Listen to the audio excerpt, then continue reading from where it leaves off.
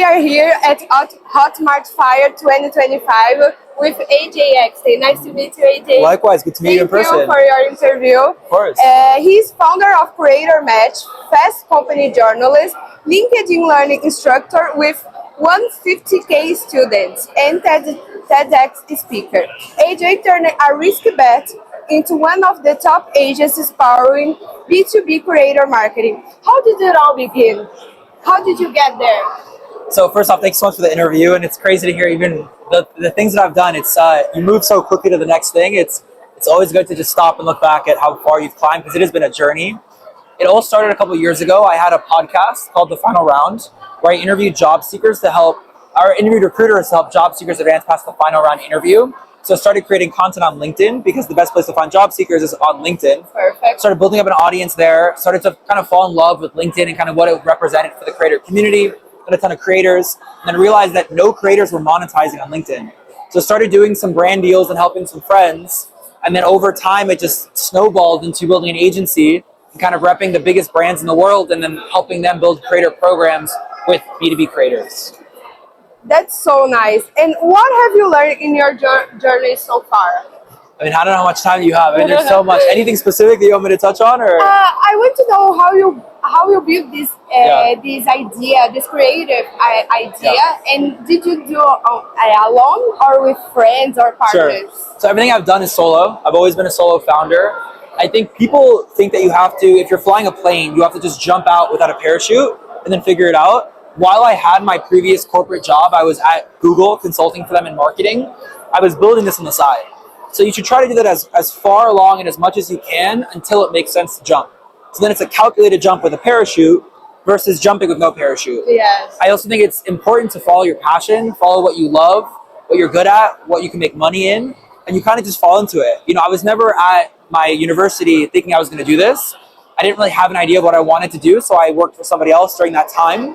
And I used that time to really learn, pay attention to what I loved, didn't love, and then fell into this world of being an agency owner and B2B creator marketing. This is so nice. And how did you feel about being in TEDx, and how did you get there? Yeah. And how you feel to be here in Sure. Hotmart FIRE 2025? So it is a dream. I've always manifested wanting to get paid to speak all over the world internationally. My first time in Brazil, my first international speaking gig, which is so crazy. So nice. And the energy in Hotmart FIRE in Brazil, it's incredible. So everyone wants to speak at a TEDx event. And what's so funny is if you ask that person, what are you doing about it? They say, oh, I'm waiting for them to reach out to me. But 99% of opportunities in life are not inbound. You have to go out and put yourself out there. So I started asking people, hey, I saw you just spoke at a TED event. How'd you do it? Yeah. There's an entire process. You have to apply. There's local chapters. It's actually not that hard, but people just don't take the initiative to figure out how to do things.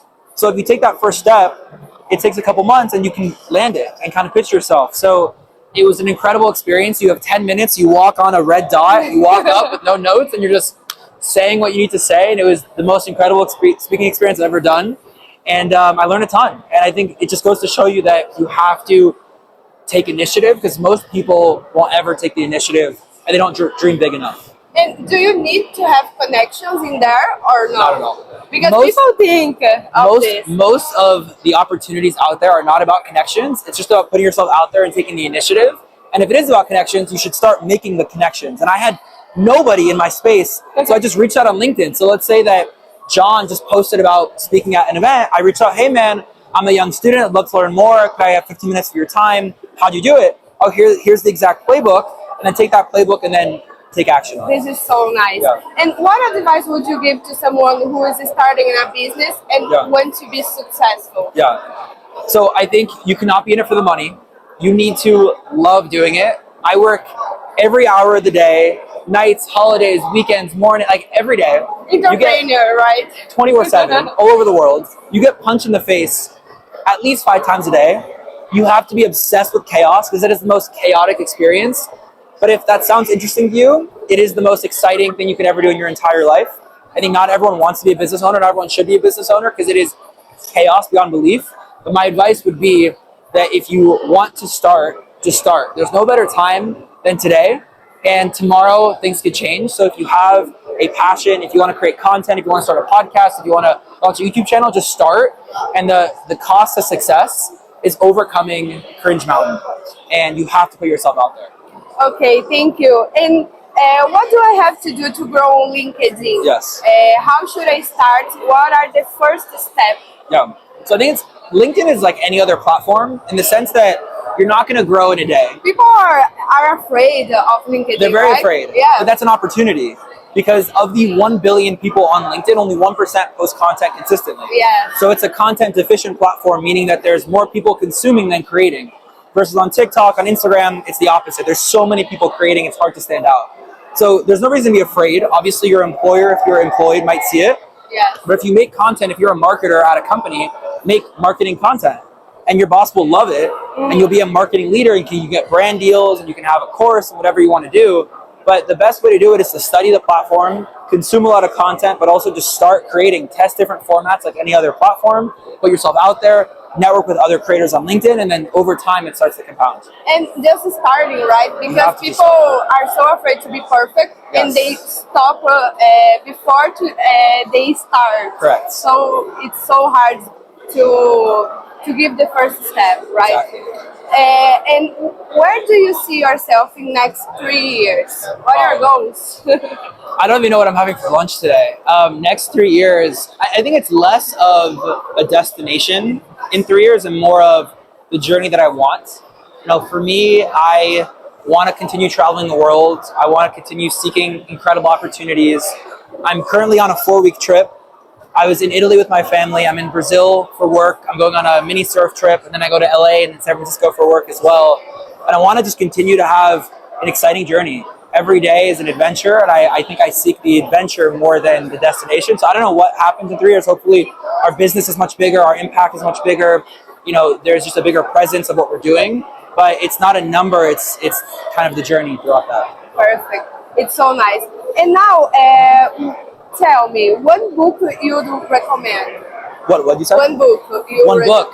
I would say it's called The Third Door, because in life there is the general admission line, there's the VIP line, and then there's the third door, which people don't realize, which is you have to sneak through the kitchen, hop a fence, pretend that you are a waiter, and then sneak into wherever you want to go. That's the whole premise of the book. And you have to get creative. When one door closes, you got to go to the next one, and the next one, and if it doesn't exist, you have to go to a store, buy wood and a hammer, and build your own door. Nice. One tool you can live without. What's what? One tool. One tool. Yes. I mean, I have to say Claude or ChatGPT at this point. Really? I mean, we love our AI tools, and it's helping us become better creators, faster creators, speed up the process, and I mean, it's part of our workflow every day now. This is nice. And finish the sentence. In 2025, creators who win on LinkedIn will be their most authentic selves. That's nice. Why? Yeah. Because I think with AI, there's so much AI slop where it's just ChatGPT throwing up on any platform. So if you are your authentic self, sharing authentic stories, being transparent, and actually trying to provide value, it's actually easier now to stand above versus before it was like there's less content, but it's hard to stand up. Now there's more content, but you're able to stand above by just being yourself. Nice. And you don't need the millions of followers to become a reference. Yes. Sometimes you are already a reference in your area, in your niche, for the way you inspire people around you. And that's why I ask you, what makes you a reference? A reference to what? In your niche, in your area. In your area. Yes. I think it's just continually providing value. If one person could find value in your content, post it. One person. And if you continue to hammer on that specific area, that topic, that niche, that content area, it starts to compound and you become known for being the creator in Brazil. You become known for being a B2B creator marketing leader. You become known for, digital marketing in France, whatever it is. But you have to continue to post and continue to provide value. This is so nice. That's exactly why this podcast called Pod Virar Referência. Because you too can become a reference. Thank you so much, AJ. Of course. It was a pleasure having you here and learning from your journey.